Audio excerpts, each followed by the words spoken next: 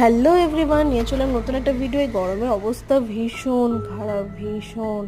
সন্ধ্যাবেলা একটু ভীষণ খিদে খিদে পাচ্ছিল, তাই তৈরি করতে এলাম হচ্ছে একটা স্ন্যাক্স। করছিলাম নাস্তা, হয়ে গেল হচ্ছে পাস্তা। পাস্তাটাকে প্রথমে গরম করে নিলাম, মানে জলে ফুটিয়ে নিলাম।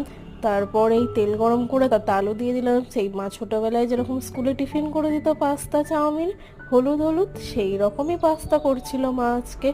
দিয়েছিলাম লাল লঙ্কা গুঁড়ো, হলুদ গুঁড়ো, পরিমাণ মতো নুন দিয়ে ভালো করে একটুখানি আলুটাকে ভেজে নিয়ে তারপরে পেঁয়াজটা দিয়ে দিলাম। আর বাটিটা না আমি আলুর এই জায়গাটার মধ্যে রেখেছিলাম, যার জন্য আলুটার মানে বাটির নিচটা অনেকটা আলু ছিল কাঁচা, সেটা মা দিয়ে দিল। দেওয়ার পরে মা একটু আলুগুলো সাইড করে নিয়ে মাঝখানটাতে ডিমটা দিয়ে কিছুক্ষণ নেড়ে নেওয়ার পরে দিয়ে দিল হচ্ছে পাস্তা। আমাদের পাস্তা রেডি। আমি খেয়ে দেখলাম বেশ ভালোই হয়েছে। মায়ের হাতের পাস্তা বলে কথা, তার মধ্যে কি আর খুঁত ধরবো।